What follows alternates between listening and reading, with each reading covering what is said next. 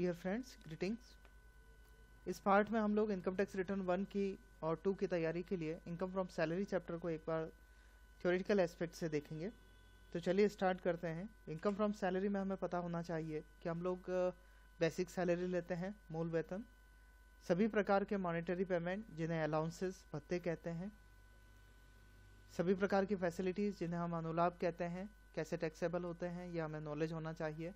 वेतन के बदले में अन्य किसी भी प्रकार का प्रोविडेंट फंड का लाभ या रिटायरमेंट बेनिफिट्स का नॉलेज हमें होना चाहिए। तो इन नॉलेज के साथ ही हम लोगों को फॉर्म 16 और ITR 1 की तैयारी करनी चाहिए। अगर किसी बिंदु पे आपको लगता है कि इसकी टैक्सेबिलिटी है या एग्जेम्पशन है तो पहले इसको एक्ट से, फाइनेंस एक्ट से, रेफरेंस बुक से अच्छे से पढ़ लें, उसके बाद में उसके एग्जेम्पशन और टैक्सेबिलिटी के बारे में डिस्कस करें। तो चलिए आगे बढ़ते हैं। वेतन वृद्धि में सबसे पहले बात करें बेसिक सैलरी वेतन वृद्धि की। तो जो पे स्केल होता है वो कुछ इस तरीके से होता है: 20,000, 2,000, 28,000, 3,000, 58,000। ये एक एग्जाम्पल है। जब कोई व्यक्ति पहली बार लगेगा तो वो 20,000 रुपये पे लगेगा। जैसे 1 अगस्त 2015 को लगा तो 20,000 रुपये पे लगा। हर साल 1 अगस्त 2016 से 2016 को उसकी सैलरी 22,000 हो जाएगी। 1 अगस्त 2017 से उसकी सैलरी 24,000 हो जाएगी। इसी प्रकार बढ़ता रहेगा, 28,000 तक जाएगा। नेक्स्ट 28,000 की जो नेक्स्ट ईयर आएगा वहाँ से 3,000 रुपये प्लस हो जाएंगे, फिर 3,000 रुपये प्लस होते रहेंगे, 58,000 तक उसकी बेसिक सैलरी जा पाएगी। तो ये पे स्केल होता है। प्रैक्टिकल लाइफ में हमें ध्यान रखना चाहिए कि पर्सन का इंक्रीमेंट, जैसे गवर्नमेंट एम्प्लॉयज़ के केस में 1 जुलाई को लगा करता है, तो आपको पता होना चाहिए कि इस पर्टिकुलर व्यक्ति का इंक्रीमेंट कब लग रहा है, कितना लगा है, ताकि बेसिक सैलरी की काउंटिंग में दिक्कत नहीं आए। इसके बाद हम लोग नेक्स्ट इंपॉर्टेंट बात पे आते हैं, ड्यू डेट ऑफ सैलरी, जो हमें इनकम टैक्स रिटर्न भरते समय बहुत ध्यान रखना चाहिए। अगर किसी एम्प्लॉयर का रूल है कि उसकी सैलरी जो वो वर्कर्स की ड्यू करता है वो अगले माह की पहली तिथि को ड्यू करता है, specially central government, state government employees के केस में ऐसा होता है कि उनकी सैलरी अगले महीने की 1 तारीख को ड्यू होती है। इट मीन्स ये हो गया कि अप्रैल की सैलरी 1 मई को ड्यू होगी, मई की सैलरी 1 जून को ड्यू होगी, तो नेक्स्ट मंथ में ड्यू होती है। इट मीन्स जब हम हमारे फाइनेंशियल ईयर की बात करते हैं 1 अप्रैल से लेके 31 मार्च तक की, तो ध्यान दें मार्च 20 की जो सैलरी है वो 1 अप्रैल 2020 को ड्यू हुई होगी, तो वो करंट ईयर में गिनी जाएगी। इसी तरह से मार्च 21 की जब सैलरी होगी तो वो 1 अप्रैल 2021 को ड्यू होगी, मीन्स वो next assessment year, next financial year में चली गई। तो आपको गवर्नमेंट एम्प्लॉयज़ के केस में या कोई ऐसा एम्प्लॉयर जहाँ पे जो सैलरी है वो अगले माह की पहली तिथि को ड्यू हो रही है, इन दैट केस जो सैलरी पीरियड है वो मार्च से फरवरी लेना चाहिए। तो 1 मार्च से फरवरी आपको काउंट करना चाहिए। तो जैसे असेसमेंट ईयर 2021-22 की बात कर रहे हैं तो 1 मार्च 2020 से 28 फरवरी 2021 तक उस व्यक्ति की सैलरी की काउंटिंग आपको करनी है।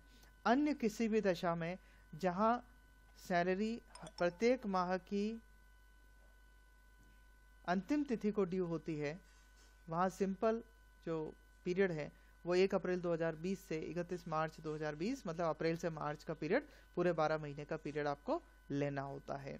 अगर किसी वर्कर ने पहली बार जॉब ज्वाइन किया है तो ठीक है, उसका पीरियड फाइनेंशियल ईयर छोटा हो जाएगा। अब चलते हैं अलाउंसेस के ऊपर।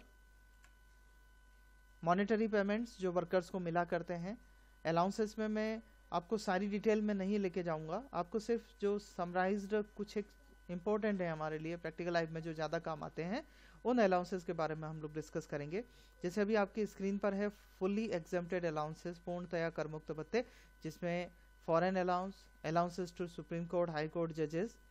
इसी तरीके से कुछ ऐसे अलाउंसेस हैं जो ऑफिस ड्यूटीज़ के लिए मिलते हैं, ऑफिस ड्यूटीज़ के दौरान मिलते हैं, उनका आपको वास्तविक व्यय करना होता है। अगर आपने उनका ऑफिस ड्यूटीज़ के लिए वास्तविक व्यय कर दिया है तो वो फुल्ली एग्जेम्प्ट हो जाएंगे। ऐसे अलाउंसेस हैं travelling allowance, daily allowance, convince allowance, helper allowance, academic and research allowance और यूनिफॉर्म अलाउंस। तो याद रखिए इन अलाउंस की एग्जेम्पशन तभी है जब ऑन ड्यूटी इन्हें एक्सपेंडिचर कर दिया जाए, एक्सपेंड कर दिया जाए, बचना नहीं चाहिए। और यूएनओ के कर्मचारी को मिलने वाले नियोक्ता से प्राप्त भत्ते। इसके अलावा भी कुछ अलाउंसेस हैं, लेकिन मैंने कंप्लीट सभी को लिस्ट आउट नहीं किया है। अब आते हैं हम लोग पूर्णतया कर योग्य भत्तों पर। फुली टैक्सेबल अलाउंसेस की लिस्ट हम बनाएं तो डियरनेस अलाउंस, महंगाई भत्ता, जो लगभग सभी पब्लिक कंपनीज में, गवर्नमेंट सेक्टर में सभी वर्कर्स को मिला करता है, इम्पोर्टेंट पार्ट है। City compensatory allowance, medical allowance, servant allowance, rural allowance, interim relief, ये याद रखिए फुली टैक्सेबल है। Overtime allowance, tiffin allowance, warden allowance, proctorship allowance, project allowance, any other allowance any in any name आपका fully taxable होना है। या तो वो फुली एग्जेम्पशन की लिस्ट में नहीं है या पार्टली एग्जेम्पशन की लिस्ट में नहीं है, तो वो फुली टैक्सेबल अलाउंस माना जाएगा। इसके बाद हम लोग कुछ पार्टली एग्जेम्प्टेड अलाउंसेस की बात करेंगे जो कि इम्पोर्टेंस रखते हैं। जैसे सबसे पहले है हमारे पास में हाउस रेंट अलाउंस, वर्कर्स को मकान किराया पर लेने के लिए जो भत्ता मिला करता है। एग्जेम्पशन की बात करें, list of the following 3 points दे रखे हैं। Actual HRA, rent paid minus 10% of salary, 50% of salary if is house is in DMC K Delhi, Mumbai, Chennai, Kolkata, और आपको सैलरी का 40% लेना होता है for any other places. Salary का यहाँ जो मीनिंग रहता है वो भी हमें पता होना चाहिए। बेसिक सैलरी, डीए तभी जोड़ेंगे जब आप इन टर्म्स ऑफ एम्प्लॉयमेंट हो, वरना नहीं जोड़ेंगे। फिक्स परसेंटेज बेस्ड कमीशन जोड़ेंगे। एक इम्पॉर्टेंट बात यह है कि यदि कर्मचारी को मकान किराया भत्ता मिला है, कर्मचारी आवास का किराया 3000 रुपये प्रति माह से अधिक है, तो कर्मचारी को अपने नियोक्ता के समक्ष इसका प्रमाण प्रस्तुत करना होता है, रसीद देनी होती है, किराया रसीद देनी होती है। अगर वो प्रस्तुत नहीं करता है तो in that case income tax department इस एचआरए एग्जेम्पशन की रिबेट को डिसअलाउ कर सकता है। अगला जो हमारे पास पार्टली एग्जेम्प्टेड अलाउंसेस में है वो है एंटरटेनमेंट अलाउंस, लेकिन ये अब सिर्फ केंद्र सरकार या राज्य सरकार के कर्मचारियों को ही एग्जेम्पशन में है। निम्न में से जो भी कम हो, 3 पॉइंट्स दिए गए हैं। 5000 रुपये की राशि, मूल वेतन का 20% या वास्तविक भत्ता, तीनों में से जो भी अमाउंट कम होगा उसका central government, state government employee को छूट मिल जाएगा, अन्यथा नहीं मिलेगा। एजुकेशन अलाउंस जब भी मिलेगा 100 रुपये प्रति माह प्रति बच्चा, अधिकतम 2 बच्चों के लिए एग्जेम्पशन में रहता है, बाकी का अमाउंट आपको टैक्सेबल करना होता है। हॉस्टल अलाउंस की बात करें तो 300 रुपये प्रति माह प्रति बच्चा, अधिकतम 2 बच्चों के लिए एग्जेम्प्ट होता है, बैलेंस अमाउंट आपको टैक्सेबल करना होगा। ट्राइबल एरिया अलाउंस की बात करें तो 200 रुपये प्रति माह अगर किसी को मिला है तो 200 रुपये प्रति माह निम्न राज्यों में मध्य प्रदेश, यूपी, बिहार, बंगाल, असम, त्रिपुरा, उड़ीसा, तमिलनाडु एंड कर्नाटका, इन राज्यों में वो एग्जेम्पशन है 200 रुपये का, अन्यथा नहीं। ट्रांसपोर्ट ड्यूटी अलाउंस की बात करें तो 70% ऑफ अलाउंस और 10,000 rupees per month, which ever is lower exemption है। याद रखिए ये ट्रांसपोर्ट अलाउंस नहीं है। 2 साल पहले जो ट्रांसपोर्ट अलाउंस का छूट मिला करता था वो अब नॉर्मल वर्कर्स के लिए एंड कर दिया गया है।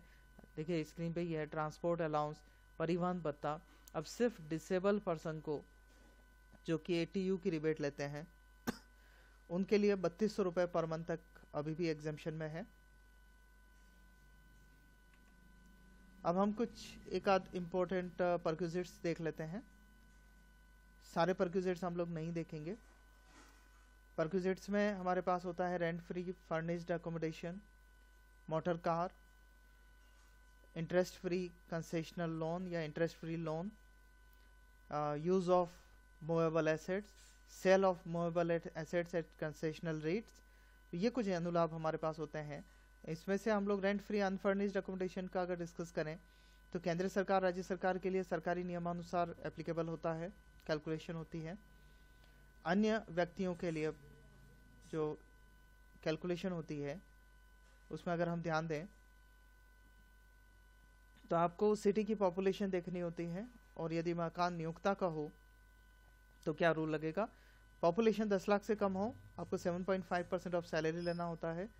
10 लाख से 25 लाख के बीच में हो 10% ऑफ सैलरी लेना होता है। 25 लाख से अधिक हो 15% ऑफ सैलरी लेना होता है।